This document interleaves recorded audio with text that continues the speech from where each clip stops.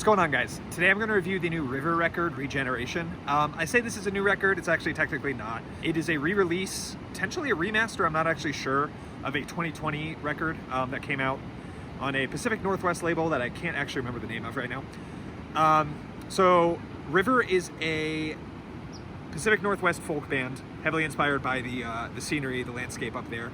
It's got members of Novem 3 and the black metal band Alda. So yeah, as you can tell, this is not going to be a black metal review, but I wanted to review this record in front of this river here because it's been super rainy in Southern California this year, and all the rivers are just really in full force, and it's just been beautiful. It's been a nice change of pace a little bit. So getting to the record, there's a new genre I've discovered called Cascadian folk.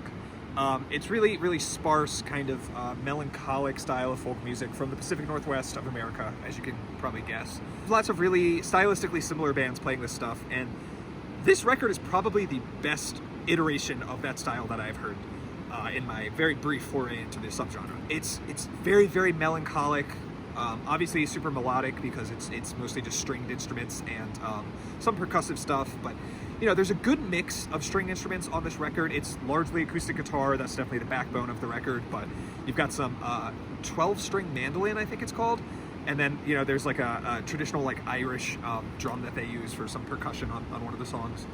Really nice blend of sounds while still firmly just being, you know, they're not reinventing the folk genre, but they're definitely playing it very well. This record's about 37 minutes long and 7 tracks total. Overall, it's super melodic, like lots of like minor melodies and little flourishes throughout. Honestly, kind of just sounds like a little foggy walk through a forest that just got some rain. Really, you know, mellow listening experience. So as I said, it's pretty melancholic overall. That's usually the type of folk music that I enjoy. Track 6, Sun on Ice, is a nice little break from that melancholia. I wouldn't call it happy necessarily, but it's definitely in a major key. It's sort of a lighter track. And then you have track 7, which is like a 11-minute just epic. I don't think I've ever really listened to a folk song this long, except maybe like a couple 10-he songs. This one's great. I love it. It's almost like 2 separate tracks, but kind of like melded together. And in the second half of the track, you almost have a moment that replicates black metal, which the only reason I really say that is because I know one of the musicians is in a black metal band, so it may have been a very intentional decision on their part.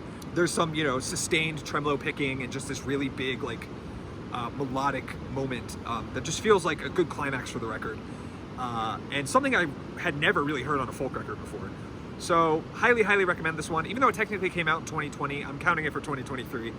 And it's probably going to be on my year-end list. I really haven't clicked with a folk record this hard in a very long time.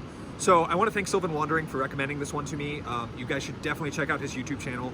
He makes great sort of thematic compilations around, you know, like seasonal stuff, and he has folk compilations and black metal compilations. His channel's great.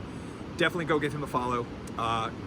Definitely, I find a lot of really good folk music through him, so definitely worth following him. Let me know what you guys think of this one. If you check it out, like, comment, subscribe, all that stuff. Let me know if there's anything you want to see me review, and I appreciate you guys watching. Have a good one.